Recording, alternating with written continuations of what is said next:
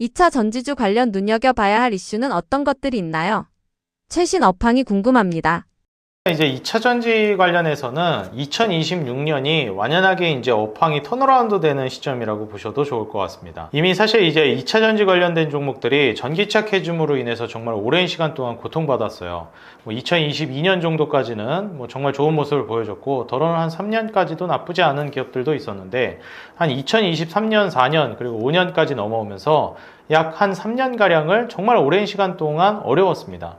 근데 어쩔 수 없는 것이 2차 전지 관련된 종목들이 혁신 모멘텀을 타고 많이 올라가기도 했고요. 이렇게 이제 올라가고 나서 조정이 나온 이후에는 상당히 좀 위축이 될 수밖에 없었습니다. 큰 카테고리에서 2차 전지라고 하면 이제 화학 카테고리로 좀 묶일 수가 있는데, 경기가 이제 고금리로 가다 보니까 전반적으로 안 좋아졌고, 경기 민감주에 해당되는 화학이나 특히 이제 2차 전지 관련된 종목들도 굉장히 위축이 될 수밖에 없었어요. 그런데 2024년 말부터 서서히 이제 미국이 기준금리를 인하하기 시작했고요. 25년 말부터는 멈췄던 금리 인하를 또 한 번 재개하게 되면서 사실상 이제 완연하게 기준금리 인하 사이클로 접어들었다라고 볼 수 있었습니다. 특히나 25년 이제 12월부터는 조기 긴축 종료를 단행하게 되면서 앞으로 이제 유동성을 기반으로 한 호경기를 기대해 볼 수 있다라는 모멘텀이 많이 돌기도 했죠. 그리고 특히나 지금 최근에 AI로 인한 에너지 수요가 올라가게 되고, 데이터 센터발 ESS 수요가 올라가다 보니 전기차 캐즘으로 인해서 위축됐던 2차 전지 관련된 종목들이 새로운 모멘텀을 만나면서 올라가고 있어요. 특히나 이제 우리가 로봇 관련된 종목들을 본다라고 했을 때, 로봇에 들어가는 배터리들도 앞으로 계속해서 증가할 수밖에 없기 때문에 이로 인한 모멘텀도 작용하고 있죠.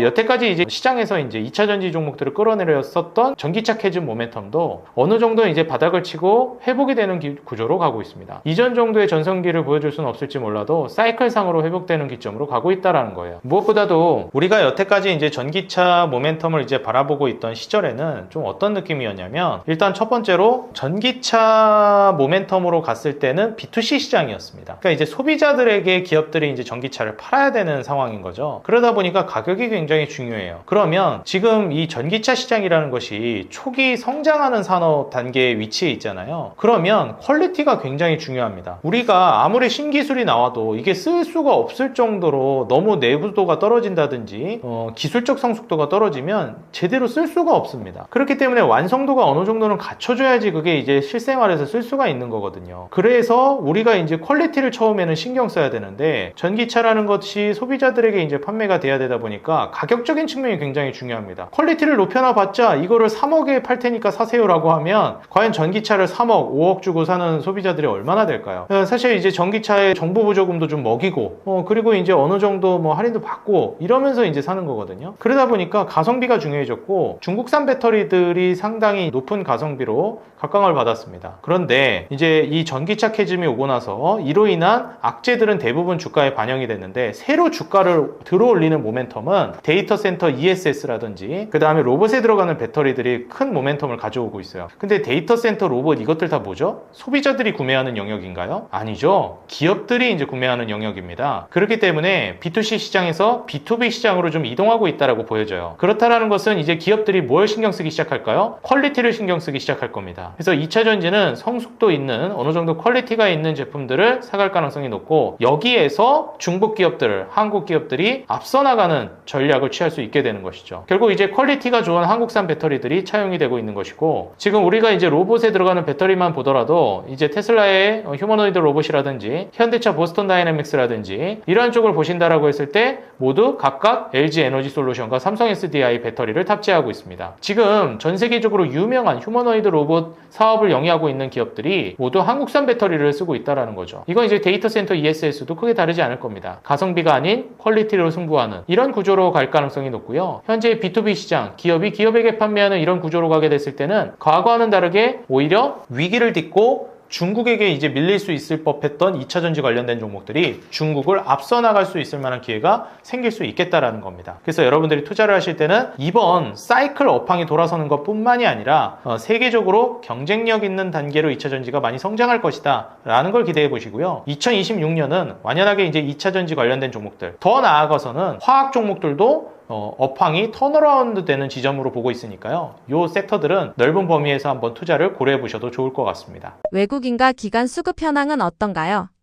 2차 전지를 제가 큰 카테고리 안에서 화학과 같이 묶어서 말씀을 드렸는데요. 지금 현재 2차 전지 관련된 종목들 뿐만 아니라 화학 종목들도 가장 대표적인 종목들은 외국인들이 정말 긴 시간에 걸쳐서 매집을 하고 있습니다. 이게 외국인 보유 비중이 지속적으로 증가하고 있고요. 삼성 SDI 뿐만 아니라 LG에너지솔루션의 대주주인 LG화학, 화학주죠. 여기뿐만 아니라 각종 화학이나 2차 전지 종목들이 외국인 보유 비중이 늘어나고 있다는 거예요. 이것만 보더라도 작년 중순부터 꾸준한 올해의 2차 전지 업황 턴어라운드를 내다보고 있었다라고 보여지고요. 무엇보다도 지금 현재 시점에서 2차 전지 관련된 종목들을 본다라고 했을 때 업황 트렌드라든지 이러한 점들이 계속 잘 맞아떨어지면서 주가를 밀어올릴 가능성이 높다라고 보여집니다. 2차 전지 실적 및 밸류에이션은 어떤가요?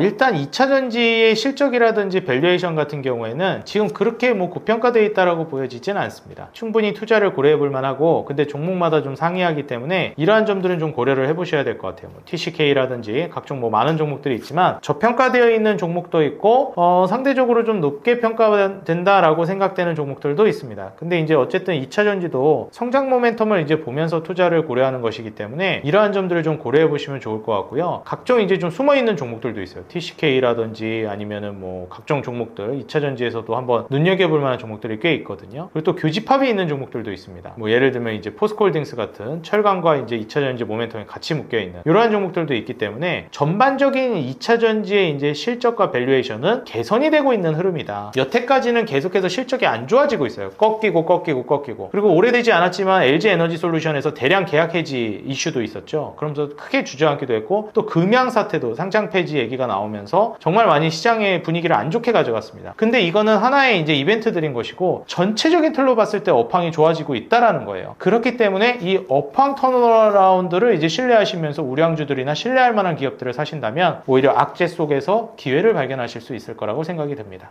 현재 관심 있게 보고 계시는 2차 전지는 어떤 기업인가요? 역시 2차 전지를 본다라고 했을 때는 대장주인 삼성 SDI가 가장 먼저 방향타 역할을 할 수 있을 만한 기업이라고 보여지고요. 그리고 삼성 SDI와 어깨를 나란히 하고 있는 LG에너지솔루션이 삼성 SDI 대비해서 너무나도 주가가 못 올라갔습니다. 그렇기 때문에 LG에너지솔루션 같은 아직 덜 올라간 종목을 차선책으로 살펴보시는 것도 괜찮고요. 오늘 촬영일 기준으로 2차 전지가 전반적으로 좀 조정이 나왔습니다. 조정이 일정 정도 나온다라고 하면 대장주인 삼성 SDI도 기회가 될 수 있겠고요. 그리고 무엇보다도 이 두 개 종목을 제외하고 삼성 SDI와의 이제 시너지를 기대하면서 주가 그리고 실적, 이러한 부분을 코실적을 기반으로 올해 1분기부터 벌써 실적을 많이 끌어올린 LNF 같은 경우에도 올해뿐만 아니라 내년까지도 좋은 결과를 가져올 가능성이 높다라고 보여져요. 그리고 여기서 우리가 이제 추가적으로 생각해 볼 수 있을 만한 모멘텀이 이 기업들뿐만 아니라 코스닥에서 시총 최상단을 차지하고 있는 에코프로 그룹주들도 코스닥 육성 정책이라든지 이런 것들과 맞물리면서 또 한 번 도약할 수 있다라고 보여집니다. 그리고 이제 포스코 그룹주에서 포스코홀딩스와 포스코 퓨처엠 정도로 볼 수 있겠는데, 아무래도 포스코홀딩스가 조금 더 매력적이지 않나 생각이 들어요. 그리고 마지막으로 좀 숨겨져 있는 종목들, 솔브레인 홀딩스 같은 경우에는 반도체 쪽이랑 2차 전지의 교집합을 가지고 있는 종목이라고 볼 수 있어서 그쪽으로 이제 솔브레인 홀딩스를 한번 보시는 것도 괜찮고요. TCK 같은 경우에는 지금 2차 전지 종목들이 안 그런 기업들이 많은데 ESS에 특화되어 있는 서진 시스템 같은 경우에 최근에 주가가 많이 올라가긴 했지만, 올라가기 전에는 마진율 대비해서 영업이익률, 순이익률 대비해서 PER이 굉장히 저평가되어 있어서 투자 메리트가 높았습니다. 근데 지금은 주가가 올라가서 그 정도는 아니긴 한데, 지금 TCK나 이런 기업들은 마진율 대비해서 PER이 굉장히 또 낮기도 하거든요. 그래서 이런 기업들은 추가적인 성장 모멘텀이 여전하다라고 보여져서 한번 관심을 갖고 보셔도 괜찮을 것 같습니다. 현재 2차 전지주 투자 전략은 어떻게 가져가시나요? 제가 이제 원전주를 이야기하면서도 말씀을 드렸는데요. 단순히 2차 전지주만을 투자하기보다는 가급적이면 원전이라든지 태양광 같은 다른 에너지 관련된 종목들과 같이 투자를 하셨으면 좋겠고요. 그래서 에너지라는 한 카테고리 안에서 종목들을 이제 끼워 넣어가지고 포트폴리오를 구성하는 이러한 전략으로 저는 투자를 진행하는 것을 권장드리고 싶습니다. 원전과 2차 전지, 태양광도 마찬가지지만 현재 높아지고 있는 에너지 수요, AI를 기반으로 한 에너지 쇼티지가 앞으로도 장기적으로 이루어질 가능성이 높기 때문에 단순히 한 가지 에너지원만을 보지 마시고 있고 업황 턴어라운드가 진행되고 있는 2차전지, 그리고 거기에 장기적으로 성장 모멘텀을 가져가는 원전, 그리고 친환경 모멘텀을 한번 또 강력한 모멘텀을 기대해 볼 수 있는 태양광, 그리고 각종 이제 뭐 현대엔솔이라든지 롯데에너지 머티리얼즈 이런 종목들도 에너지 관련된 종목으로 각광받고 있으니까 한 에너지 카테고리로 묶어서 구성하시는 걸 저는 조금 더 권장드리고 싶습니다. 캐즘과 관련한 이슈가 있습니다. 어떻게 보고 계신가요? 일단 이제 우리가 전기차 캐즘이 이제 터널을 통과하고 있다. 좀 어두운 길을 걷고 있었는데 좀 회복될 것이라는 기대가 많이 나오고 있습니다. 사실 이거는 어느 정도 사이클이 회복되는 측면에서 이러한 이슈들이 나오고 있다고 생각이 들어요. 우리가 이제 경기 같은 경우에도 상당히 좀 좋아지고 있기 때문에 아직은 좀 좋지 않지만 추후에 이제 경기가 좋아질 걸 기대하고 있는 거거든요. 그래서 추후에 이제 경기가 좋아질 걸 예상해 본다라고 했을 때는 충분히 우리가 현재 이 캐즘 관련된 이슈들이 해소될 수 있겠다. 그리고 더 나아가서 캐즘이 해소되는 거 플러스 로봇이라든지 데이터 센터 ESS에 대한 모멘텀까지 프리미엄을 부여받게 되면 훨씬 더 이제 좋은 결론을 좀 낼 수 있다라고 보여집니다. 장기적으로 자동차도 점진적으로 이제 전자화가 돼가고 있기 때문에 저는 이제 배터리 관련된 이제 수요라든지 앞으로 이제 쓰임은 더 늘어날 가능성이 높다라고 보여져요. 그래서 캐즘도 좀 통과를 하고 있는 만큼 2차전지 종목들은 지금 2026년 그리고 7년까지 내다보시면서 지금 초반부잖아요. 아직 늦지 않았으니까 투자를 고려해 보셔도 좋겠습니다. 제약바이오주 관련 눈여겨봐야 할 이슈는 어떤 것들이 있나요? 최신 업황이 궁금합니다. 이제 제약바이오 같은 경우에는 최근에 이제 주가가 정말 못 올라가고 있습니다. 그렇기 때문에 사실 제약바이오 관련해 가지고 우리 투자자 여러분들이 우려를 많이 하고 계시고 답답해 하시는 분들도 많을 거라고 생각이 드는데요. 제약바이오 같은 경우에는 좀 어떠한 포인트를 좀 보셨으면 좋겠냐면, 일단 첫 번째로 제약바이오는 금리에 민감한 섹터입니다. 아시겠지만 최근에 그 미국이란 전쟁, 그리고 작년 같은 경우에도 관세, 이러한 것들이 있었기 때문에 금리 인하가 뒤로 자꾸 밀렸어요. 그래서 2024년 말부터 금리 인하를 시작했던 미국이 25년 들어서면서 거의 9개월, 10개월가량 금리가 동결이었고요. 그리고 관세가 어느 정도 안정기에 잦아들면서 이제 25년 말부터 다시 또 금리 인하를 시작했거든요. 중요한 건 26년 들어오니까 또 전쟁으로 금리 인하를 못하는 동결되는 상황이 벌어졌고, 여기에서 이제 5월 다음 달이면은 무슨 이벤트가 있느냐, 연준 의장이 교체됩니다. 이번에 차기 연준 의장 케빈 홀이 청문회도 있었는데 독립성을 굉장히 강조하더라고요. 그래서 독립적으로 운영할 것이다 이렇게 얘기를 하고, 금리를 어떻게 운영할 것이냐라는 질문에는 답변을 좀 피하는 모습을 보여줬습니다. 왜냐면 아직 이제 연준 의장이 아닌데 함부로 이제 발언을 해서 시장에 혼선을 줄 수 있기 때문에 말을 아낀 것 같아요.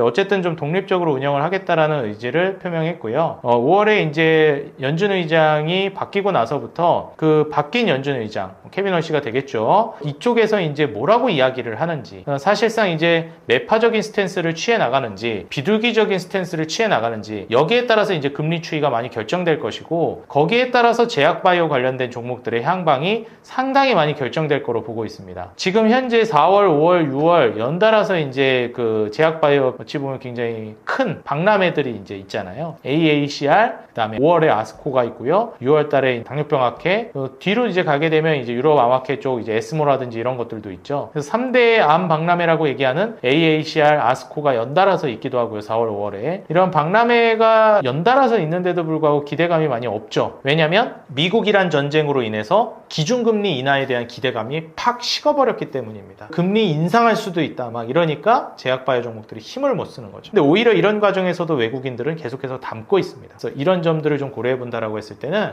지금 현재 제약바이오가 힘을 쓰지 못하고 있고, 그 이유는 금리 때문이다. 근데 5월부터 연준 의장이 교체가 되고 나서 금리 방향성이 어떻게 되냐에 따라서 또 제약바이오 방향성이 많이 결정될 것 같다. 이렇게 보고 있습니다. 외국인과 기관 수급 현황은 어떤가요?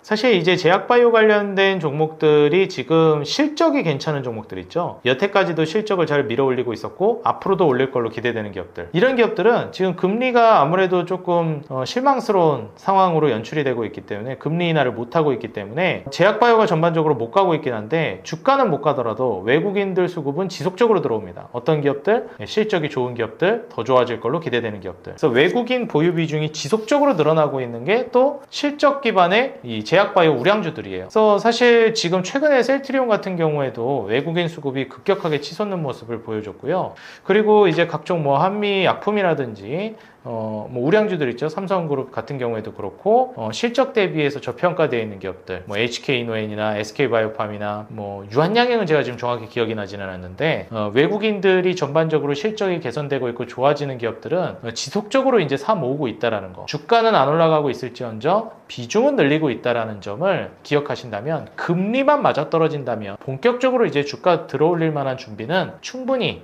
다 되어 있다라고 보여집니다. 제약 바이오주 실적 및 밸류에이션은 어떤가요?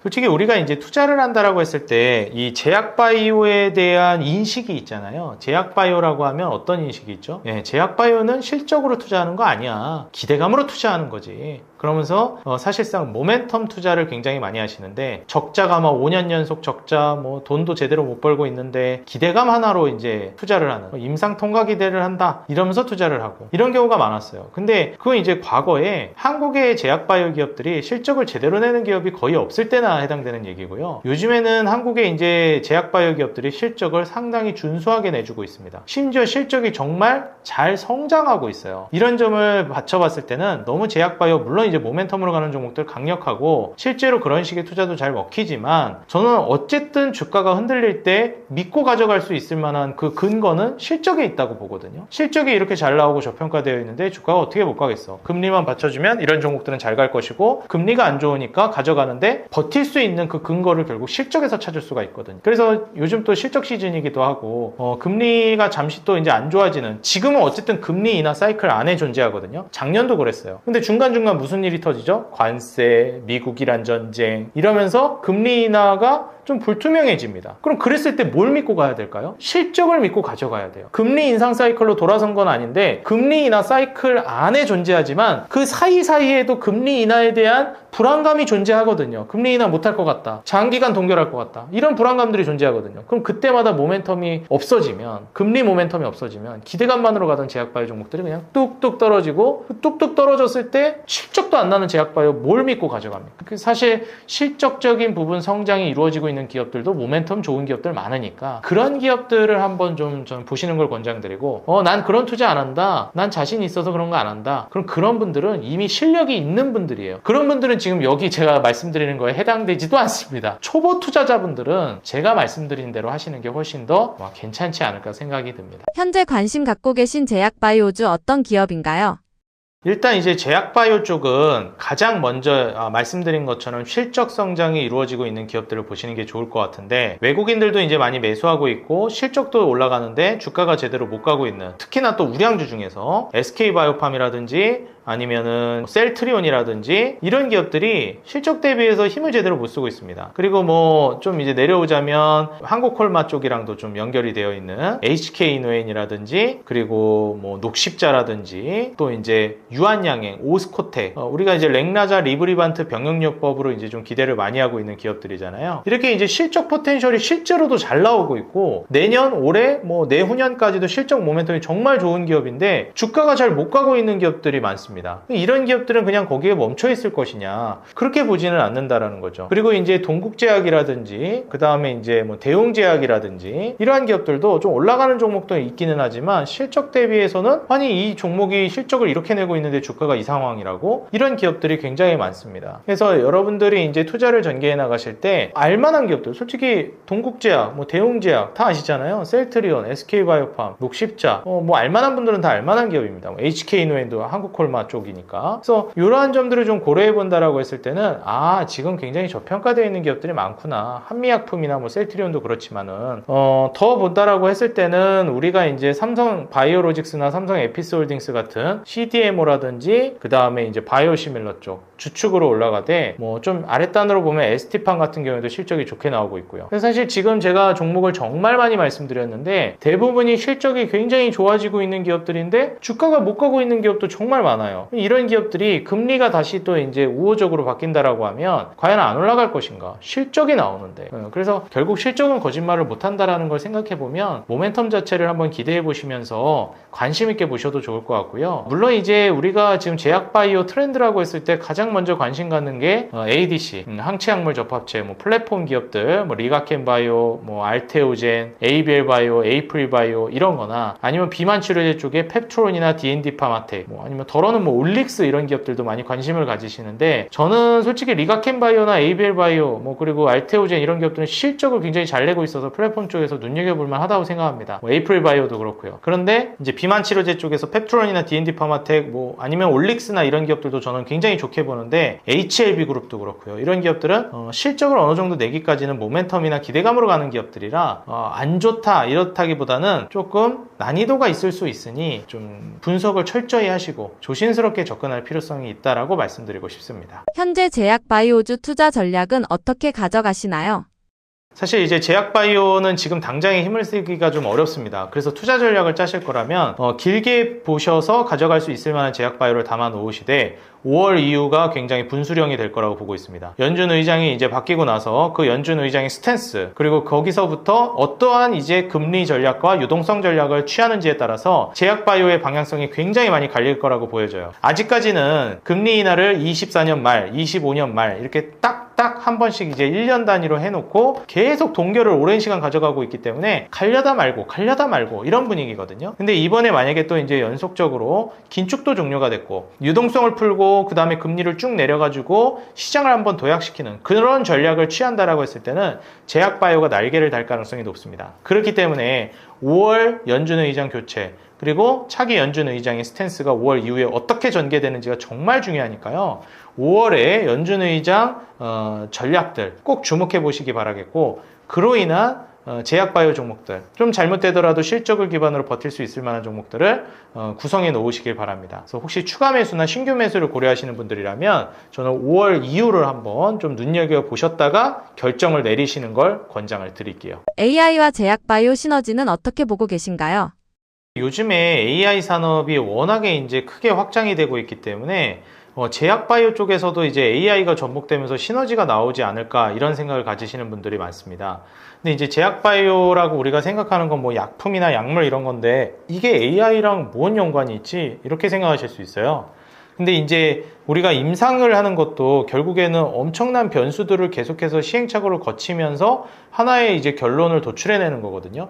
근데 이걸 AI로 돌려버리게 되면 굉장히 속도감 있게 임상을 진행할 수 있겠다라는 결론이 좀 나올 수가 있습니다.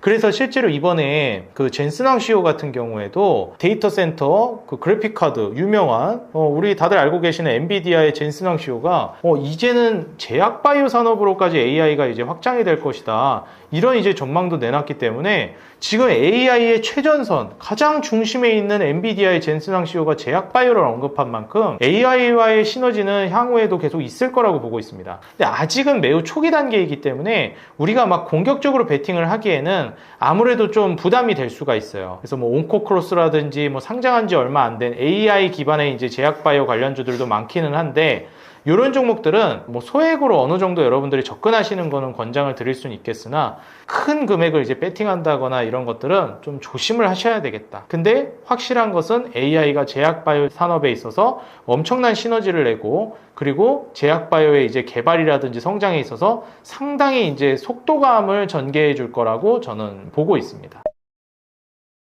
네, 반갑습니다. 우리 구독자 여러분들, 저는 지금까지 주식장인 유튜브 채널을 운영하고 있는 이창대 대표였고요. 항상 우리 개인 투자자 여러분들의 수익 그 하나만을 위해 여러분들이 돈을 벌어야 제가 돈을 번다는 모토로 정진해 나가도록 하겠습니다. 더 많은 이제 내용을 알고 싶다 하시는 분들은 제가 유튜브 채널 주식장인에서 계속 지속적으로 1일 1영상을 통해서 시황과 함께 관심 있는 종목들 그리고 투자 인사이트 공유하고 있으니까 편안하게 오셔서 시청해 주시면 감사하겠습니다.